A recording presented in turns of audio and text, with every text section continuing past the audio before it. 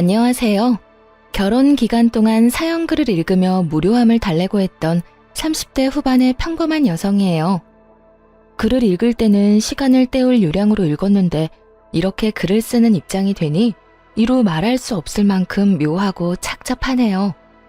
글을 읽으면서 느낀 건 세상에 요상한 이혼 사연이 참 많구나 하는 거였어요. 경악스러운 사연도 있었지만 때로는 화가 나고 슬프고 웃긴 사연들도 있었죠. 아마 제 사연은 화가 나는 사연이 될 것 같네요. 그래도 함께 즐겨주셨으면 좋겠어요. 전 농사 짓는 아버지와 동네에서 작은 가게를 운영하는 어머니 밑에서 외동딸로 자랐어요. 농사라고 해봐야 크게 짓는 것도 아니었고 말 그대로 깡촌에서 컸어요. 학교를 가려면 고모가 계시는 시내로 나와야 할 정도의 시골이었죠. 그렇게 없는 집 딸이 삼수를 거쳐서 드디어 공무원이 됐을 때는 가족들이 너무도 좋아했어요. 우리 집에도 공무원이 생겼다고 말이죠. 집안 식구들에게 저는 자랑이었고 아주 야무진 구석이 있는 딸이었죠. 그래서 시집도 잘 갈 거라고 다들 생각한 것 같더라고요. 그래서인지 결혼에 대해서 부모님들이 엄청 간섭하고 그런 건 또 아니었고요. 남편은 유머 감각이 있는 사람이었어요. 저는 진지한 성격이지만 개그 프로를 좋아했고 그런 코드가 남편과 잘 맞았죠. 그래서 결혼이라는 일생일대 이벤트에 골인할 수 있었던 게 아닐까 싶어요. 이 결혼을 가장 축하해준 사람은 친정 식구가 아닌 시부였어요. 이야, 우리 집에 며느리가 아주 잘 들어왔어. 공무원이라니. 하나뿐인 아들놈 가방끈이 짧아 걱정했는데 며느리 정도면 걱정이 하나도 없겠어. 으하하하. 요즘이야 공무원에 대해 안 좋은 기사도 나고 힘든 직업이라는 소문도 나면서 경쟁률이 많이 떨어졌지만 결혼할 때만 해도 공무원은 여전히 알아주는 직업이었죠. 시부는 교장 선생님 출신으로 며느리로는 같은 교육자나 공무원을 원했는데 딱 그 원하는 상에 들어가는 며느리를 들였다며 기분이 좋으셨던 모양이에요. 그렇게 시부의 축복하에 결혼을 하게 됐죠. 하지만 모두가 축하해준 건 아니었어요. 시모는 저를 매우 탐탁치 않게 생각했거든요. 이유는 간단했어요. 나는 너처럼 아무것도 없는 집안에서 큰 애들이 싫어. 그런 애들은 욕심은 많은 주제에 제대로 해내는 건 하나 없거든. 우리 아들이 너보다 학력은 좋지 않아도 우리 아들 정도면 어디서 빠지진 않는다. 그런데 왜 너 같은 애랑, 아휴. 대놓고 이렇게 말할 정도였으니 얼마나 싫어하는지는 눈에 뻔히 보일 정도였죠. 그래도 참을 수 있었던 이유는 시부가 있는 곳에서는 싫은 소리를 절대로 안 했기 때문이었어요. 그렇게 깐깐하고 날카로운 시모라도 시부가 있는 자리에서는 나서는 일이 없더군요. 며느리 사랑은 시부라는데 그 말처럼 저를 도닥여주시는 시부 덕분에 결혼 생활을 버틸 수 있었던 것 같아요. 남편은 참 재미있고 좋은 사람이었지만 한 가지 안 좋은 점이 있었어요. 평생을 부모님 돈으로 편하게 생활해서 그런지 경제관념이 아예 없다는 점이었죠. 결혼하고 1년 뒤쯤에 임신을 계획 중이었거든요. 빠르면 빠를수록 좋다고 생각했기 때문에 신혼부부를 대상으로 한 임신 전 검사며 이것저것 알아보는데 가장 중요한 게 뒤늦게 생각나더군요. 애를 낳으면 육아휴직을 쓸 텐데 그때 돈이 부족하면 어쩌나 하는 생각이요. 그래서 남편에게 넌지시 물었죠. 여보, 슬슬 돈 좀 아껴보는 게 어때? 그게 아니라면 좀 계획적으로 써보자. 지금 이 상태면 우리 임신하는 거 무리야. 육아휴직 급여가 생각보다 적어서 우리 생활비 충당이 안 되거든. 물론 남편이 줄였으면 가능한 일이었지만 그걸 굳이 말하지는 않았어요. 화를 돋우는 게 목적도 아닐 뿐더러 싸우고 싶지도 않았으니까요. 설득을 위해서는 조심스러울 필요가 있었죠. 그런데 남편은 진심으로 왜 그래야 하는지를 모르는 표정으로 되묻더군요. 육아휴직? 돈 없으면 엄마나 아빠한테 달라고 하면 되지 뭐가 걱정이야. 내가 다 알아서 받아줄게. 그 말을 듣는데 한숨부터 나왔어요. 시부가 돈이 꽤 많다는 건 알고 있었죠. 결혼할 때 그것 때문에 고민도 꽤 했었거든요. 시댁과 친정의 경제 수준이 차이가 나서 결혼이 안 될 수도 있겠다고 생각했는데 그래도 제 직장 덕분에 잘 성사될 수 있었던 거였고요. 남편은 평생을 시부와 시모에게 돈을 받아가며 생활해서 그런지 부모님에게 돈을 타서 쓰는 거에 별다른 생각이 없더군요. 하지만 저는 대학생 때부터도 앞가림은 스스로 해야 했고 필요한 돈은 알아서 버는 게 생활이 된 사람이었죠. 어른들에게는 돈을 받는 것보다는 주는 게 더 일상적인 사람이었고요. 솔직히 남편의 말대로 시부모 돈으로 살 수도 있었어요. 하지만 사람 일이라는 게 모르잖아요. 그 두 분에게 갑자기 무슨 일이 생겨서 가진 돈을 모두 잃게 될 수도 있고 아니면 하루아침에 그 돈이 휴지 조각이 될 수도 있을 텐데 미리 조심하고 노후 대책을 세우는 게 좋지 않겠어요? 그런데 남편은 그런 생각은 일절도 안 하더군요. 이 성격을 고치지 않으면 늙어서까지 고생하겠다 싶어서 이참에 이런 생각 자체를 고치길 바랬죠. 나 정말로 궁금한 게 있는데 당신은 그 월급을 다 어디에다 써? 나한테 생활비 주는 거 말고는 순식간에 다 써버리잖아. 그거 골프 치러 가거든 내 친구들하고. 내기 골프 치는데 내가 매번 지는 바람에 매번 돈이 몇십만 원씩 날아가지 뭐야? 그래도 요즘에는 승률이 오르고 있으니까 나중에는 나도 받아먹을 수 있을 거야. 행복한 상상을 하는 듯 온몸으로 골프 치는 행위를 흉내내는 남편 놈을 보며 속이 부글부글 끓었네요. 남편은 잘 치지도 못하는 골프를 치고 다니는 것도 모자라 내기를 하며 골프를 쳤더라고요. 그게 자기를 뜯어먹으려는 지인들 속셈인지도 모르고 말이죠. 그걸 알기에 매번 남편의 골프를 말렸지만 남편은 스트레스 해소 목적이라며 들은 척도 하지 않았죠. 흥청망청 써대는 돈이 한 달에 200만 원이 훌쩍 넘어갔어요. 생활비보다 골프에 쓰는 돈이 더 많았죠. 근데 당신 아무리 생각해도 월급 가지고는 그 골프 비용 감당 안 될 텐데? 돈이 어디서 나는 거야? 설마 나 몰래 비상금이라도 만들어? 비상금의 규모 정도가 아니었지만 그렇게 물을 수밖에 없었어요. 엄마한테 달라고 하면 주시는데 그래서 내가 그랬잖아. 걱정하지 말라고. 엄마는 내가 말만 하면 주신다니까. 그럼 나 육아휴직으로 100만 원 넘게 월급 못 받으면 당신이 어머님한테 받아줄 거야? 지금 어머님한테 매달 100만 원씩 받는 거 그거 나한테 준다고? 아니, 그건 그거고 육아휴직으로 못 받는 돈은 따로지. 계산 좀 확실하게 해 여보. 200만 원은 받아야 각이 나오지. 정신 나갔어? 어느 자식이 결혼하고 나서 매달 200만 원씩 부모님한테 용돈을 타줬어. 너 그 돈 아껴서 돈 모을 생각은 없어? 노후 대책 이런 거 없냐고. 그런 걸 왜 해? 아버지 돌아가시면 아버지 재산 다 내 건데 그거 평생 써도 다 못 쓸걸? 평생은커녕 10년 안에 그 돈이 없어질 수 있다는 걸 모르는 건 아니지? 한심하게 남편 놈을 쳐다봤어요. 이런다고 해결될 문제가 아니더라고요. 임신을 미루고서라도 이 문제는 확고히 해야 한다고 생각할 정도였으니까요. 하지만 운명의 장난인지 꼭 이럴 때 임신이 되더군요. 막상 임신 사실을 알고 나니 아이를 위해서라도 어떻게든 해야겠다 싶었죠. 남편이 설득 안 되니 시모를 설득해야겠다 생각하고 남편 몰래 시모를 만나러 갔네요. 그래, 무슨 일로 만나자고 한 거니?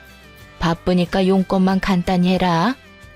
네, 어머님이 남편한테 용돈으로 100만 원 정도 주시는 거요. 그거 혹시 남편 말고 저한테 맡기실 생각은 없으세요? 통장은 어머님이 가지고 계시면서 검사하시고 카드는 제가 받아서 관리를 할까 해서요. 어이가 없어서 너 지금 그 돈 욕심내는 거니? 이래서 내가 돈 없는 집안 애들은 싫다고 했는데 내가 도대체 너 뭘 믿고 그 돈을 맡겨? 네가 내 돈 아무렇게나 쓰는 거 보고 있으라고? 돈 욕심내는 게 아니고요. 만약 그게 싫으시면 아예 그 돈을 끊는 것도 괜찮은데 그렇게 해주실 수 있어요? 네가 뭔데 내 아들한테 주는 돈을 끊으라 말아야. 우리 집 며느리가 됐다고 우리 집 지갑까지 휘두르려고 하는 건 말도 안 되는 일이지. 아들이 필요하니까 돈을 달라고 하는 건데 내가 그걸 왜 안 줘? 이때다 싶어 시모에게 남편 통장 내역을 보여줬어요. 이게 뭐야? 이거 그의 통장 내역이에요. 여기 보이세요? 이 항목들 전부 내기 골프하다가 낸 비용이에요. 한 달에 거의 200만 원이 넘는 돈이 그 내기 골프에 나가요. 어머님이 주신 그 돈 포함해서요. 그제야 시모가 유심히 통장 내역을 살피더군요. 이상하지 않을 수 없죠. 딱 봐도 문제가 있는 상황이었으니까요. 생활비라고 저에게 보내준 100만 원을 제외하면 거의 다 레저와 유흥비로 쓰인 게 바로 눈에 보였거든요. 시모는 놀란 눈치였어요. 여태껏 아들에게 돈을 주기만 했지 돈이 어디에 어떻게 쓰이는지 몰랐던 모양이더라고요. 이게 내 아들 통장 내역이라고? 네, 저도 이 정도일 줄은 몰랐는데 확인해보니까 벌써 결혼 전부터 거액의 돈을 썼더라고요. 이게 해결되지 않으면 아버님한테 따로 연락드려야 할 것 같아서요. 근데 넌 도대체 뭘 해결하고 싶은 거니? 우리 아들이 돈 낭비가 심하다는 건 알겠지만 그렇다고 내가 돈을 안 주면 너희 집 생활도 부족한 거 아니야? 어차피 남편이 주는 생활비는 100만 원으로 고정되어 있고 저는 제가 내는 생활비 더해서 생활하면 돼요. 물론 돈을 모으는 게 제일 좋은데 그게 지금 안 되니까 어머님이 남편한테 돈 좀 모으라고 이야기 좀 해주시면 더 좋고요. 시모는 제가 남편의 낭비를 막아달라고 말하는 것에 꿍꿍이가 있다고 생각하는 것 같았어요. 마치 시부에게 잘 보이기 위해서 이런 말을 한다고 생각하는 것 같았죠. 탐탁치 않은 표정으로 그러더군요. 그래, 그러면 내가 그 카드 회수해 가마. 그렇지만 앞으로 이렇게 선 넘는 대화는 안 했으면 좋겠구나. 아들이 이렇게 돈을 흥청망청 쓰는 걸 알았으니 내가 봐주는 거야. 넌 며느리일 뿐이고 우리 집 돈에 관여할 자격은 없어. 알았니? 시모는 그렇게 경고하듯 말하고는 저를 쫓아냈고요. 뭐 나쁘지 않은 수학이었죠. 남편이 시모에게 받는 돈은 이제 사라질 것이고 그러면 낭비를 줄이려고 노력할 거라고 생각했으니까요. 일단 꼴 보기 싫은 내기 골프에 보내는 시간이 줄어들 거라는 것만으로도 다행스러운 일이었죠. 내기라는 게 결국 도박이잖아요. 그것만 안 해도 좋겠다 싶었거든요. 그렇게 시모가 돈을 줄이고 나서 예상대로 내기 골프 횟수는 줄어들었어요. 남편이 주말에 나가는 횟수를 확인해보면 바로 알 수 있었죠. 시모가 돈을 안 넣어주니 남편이 전화해서 한 소리를 하더군요.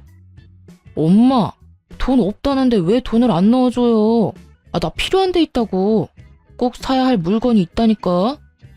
남편 놈이 떼를 썼지만 시모가 받아주지 않은 모양이었어요. 그래서 주기 싫다는 거예요? 됐어요. 당분간 엄마 보러 안 갈 거니까 그렇게 알고 있으세요. 그리고 며칠이 지나지 않아 남편이 다짜고짜 따지고 들더군요. 야, 내가 정말 믿는 도끼에 발등 찍힐 줄 몰랐네. 설마 당신 우리 엄마더러 나한테 돈 주지 말라고 한 거야? 도대체 무슨 생각으로? 무슨 권리로 그딴 말을 해? 시모가 결국 저 때문에 돈을 안 준다고 말한 것 같더라고요. 태연하게 답했죠. 당신이 돈을 너무 많이 쓰니까 이야기했어. 그리고 어머님한테 돈을 주지 말라고 한 거 아니야. 내가 관리할 수 있게 해달라고 한 거지.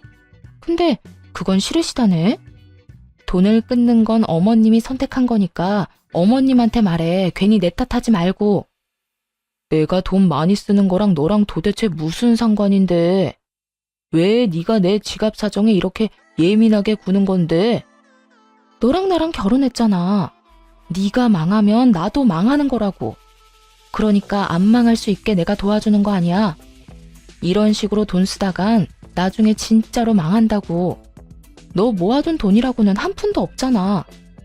내가 망할지 안 망할지 네가 어떻게 알아? 네가 내 와이프라고 해도 엄연히 하면 안 되는 일이 있는 거야. 진짜 너 때문에 되는 일이 하나도 없다. 아버지 정정하신데 나중에 무슨 걱정이야? 지금 과소비 습관을 안 고치면 시부 재산을 물려받는다고 해도 순식간에 사라질 게 뻔했어요. 그리고 솔직히 시모를 설득하러 갔기는 했지만 선택한 건 시모였고 당장 용돈을 끊으라고 한 건 아니잖아요. 둘 중에 하나 고르라고 한 거지.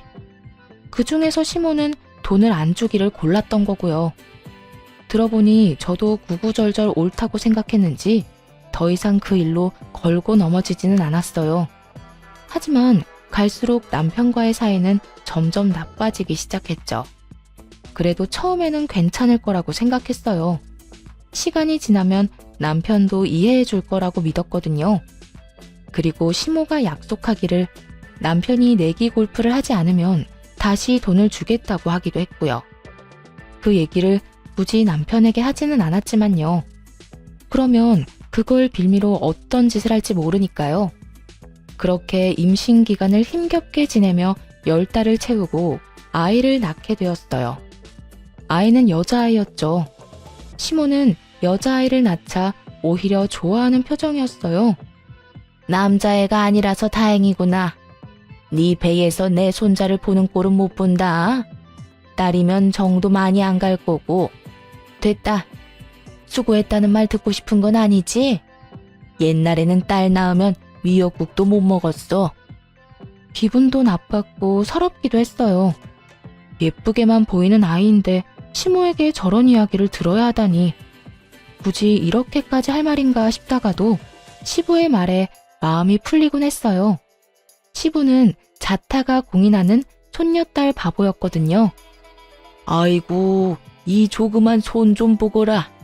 우리 손녀 눈도 코도 입도 모두 조밀하게 예쁜 걸 보니 미인들 상이야. 시부의 눈에서는 꿀이 뚝뚝 떨어질 정도였죠. 그저 예뻐하는 정도가 아니었어요. 매일 전화해서 안부를 묻는 건 물론이고 필요한 게 없는지 항상 물어보셨죠. 괜찮다고 아무리 말해도 오실 때마다 한가득 선물을 준비해 오시고는 했고요. 한 번은 시부에게 물었던 적이 있었어요. 그렇게 손녀가 예쁘냐고 그랬더니 그러시더군요. 다르지? 시커먼 아들놈이랑은 전혀 느낌이 달라. 우리 집에 아들 하나 있는 거 그거 키울 때 내가 얼마나 고생을 많이 했는데. 어릴 때는 귀엽기나 했지 조금 크고 나니 머리 커졌다고 아버지 말은 듣지도 않고. 그럴 때마다 얼마나 속상했는지. 딸 있는 집 친구들이 얼마나 부러운지 몰랐다. 근데 네가 손녀딸을 안겨줬으니 너무 고맙고 행복하다 나는. 외아들을 키운 시부에게 손녀딸이란 존재는 감회가 새로운 모양이었어요. 시부는 그것도 모자랐는지 사진을 가지고 다니며 다른 사람들에게 자랑하기 바쁘셨죠. 그런 시부의 모습을 가장 못마땅하게 생각한 것은 바로 시모였어요. 아니, 당신은 자기 자식 태어났을 때도 그렇게 안 하던 사람이 어떻게 손녀딸한테는 그렇게까지 할 수 있어요? 그것도 차별이에요. 알아요? 뭐가 차별이야? 내가 보기엔 당신이 더 이상해. 어떻게 자식이 낳은 손주가 안 이쁠 수가 있어? 나는 보고만 있어도 또 보고 싶고 돌아서면 또 보고 싶은데 당신은 어떻게 그렇게 무덤덤하냔 말이야. 시부가 그렇게 말할 때마다 시모는 입을 꾹 다물었어요. 하긴 제가 싫다는 말을 시부 앞에서 고지곧대로 할 수 있을 리가 없었죠. 시모도 그 정도 머리는 있는 사람이었거든요. 시부 앞에서 제 욕을 하는 게 나쁜 결과를 부른다는 걸 잘 알고 계셨던 것 같아요. 그러다 어느 날 아기가 200일이 좀 넘었을 때 친정엄마에게 문제가 생겨 병원에 가야 할 일이 있었어요. 엄마는 허름한 2층 주택에 새를 들어 사셨는데 2층에서 1층으로 내려오는 계단이 꽤 가팔랐거든요. 그런데 거기서 내려오다가 굴러버리신 거예요. 병원에 갔더니 다리가 골절됐다더군요. 입원을 해야 하고 수술까지 해야 하는 상황이었죠. 하지만 아이를 데리고 엄마를 케어할 수 없었고 그맘때 아이도 감기 기운이 있어서 병원으로 아이를 데리고 갈 수도 없었어요. 그래서 남편에게 맡기기로 했죠. 그렇게 친정엄마의 수술이 시작되고 아이가 잘 있는지 걱정되기 시작했어요. 이제 겨우 200일밖에 안 되는 아이잖아요. 눈에 밟힐 수밖에 없었죠. 그래서 남편에게 전화를 했는데 이 양반이 전화를 안 받는 거예요. 몇 번을 해도 통화가 안 되더라고요. 초조하고 이상한 생각이 들어서 어머니가 수술하고 나오자마자 곧바로 어머니에게 양해를 구하고 집으로 돌아왔어요. 그리고 집에 온 순간 눈으로 마주한 상황에 정말이지 졸도할 뻔했네요. 아이는 울고 있고 소파에는 모르는 여자가 엎드린 채 귀마개를 하고 핸드폰을 보고 있더군요. 너무 놀라 그 여자에게 다가가 툭툭 치며 물었죠. 당신 뭐예요? 왜 우리 집에 있어요? 우리 남편은 어디 갔는데요? 그 여자가 깜짝 놀라 일어나는데 얼굴을 보니 앳되더군요. 딱 봐도 사회초년생으로밖에 안 보였어요. 그 여자는 아무 말도 못하고 힐끗힐끗 쳐다보기만 하더라고요. 일단 남편에게 전화를 했죠. 남편은 여전히 전화를 받지 않더군요. 울고 있는 아이를 달래보니 기저귀는 대변으로 가득 차 있었고